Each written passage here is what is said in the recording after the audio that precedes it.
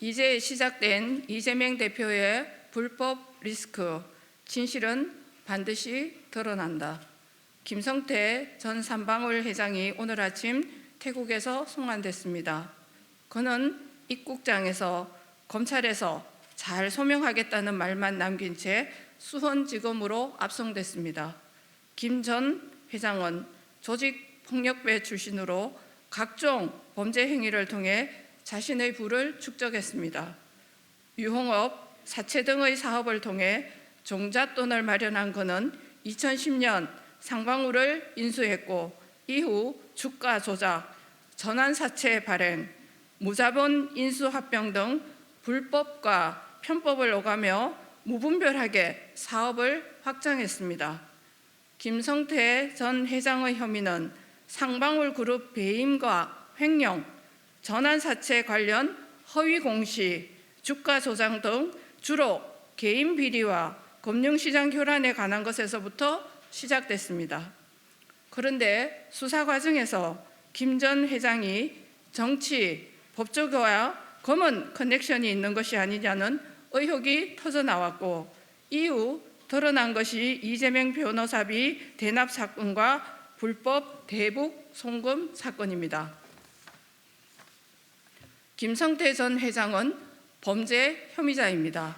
검찰은 오랜 기간 수사를 해왔고 지난 22년 6월 조사를 받던 중 갑작스럽게 해외로 도피해버린 김 전 회장을 잡기 위해 범죄인 인도 협약을 맺고 있는 태국 경찰과 공조해 이번 송환 작전을 실시했습니다. 검찰은 제 할 일을 하고 있을 뿐인데 민주당은 말이 많습니다. 검찰이 이재명 대표 검찰 소환에 맞서 체포했다는 등 김 전 회장의 신병을 미리 확보해 놓고 때를 기다렸다 발표했다느니 온갖 음모론을 들이밀고 있습니다. 이재명 대표가 연루된 범죄 의혹이 워낙 많다 보니 검찰이나 수사와 같은 단어만 보면 깜짝 놀라 과민 반응하는 것 아닙니까? 김성태 전 회장에 대한 수사는 여전히 여러 군데가 비어 있습니다.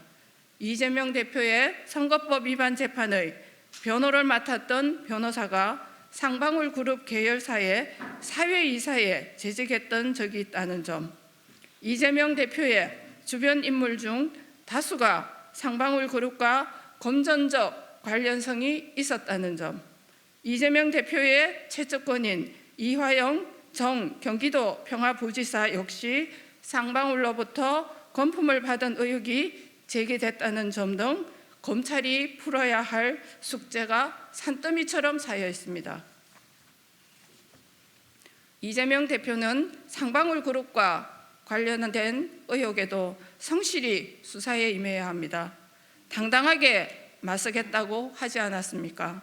성남FC 후원금 의혹으로 인해 검찰 조사를 받은 후 갑자기 이리저리 흔들리는 것은 거대한 진실 앞에서 자신의 거짓말이 얼마나 초라한지 그 무력감을 처절하게 체감했기 때문이 아닙니까? 이재명 대표의 불법 리스크는 이제 시작 단계입니다. 방탄막을 겹겹이 둘러쳐도 범죄 행위를 은폐할 수는 없습니다. 진실은 반드시 드러납니다. 감사합니다.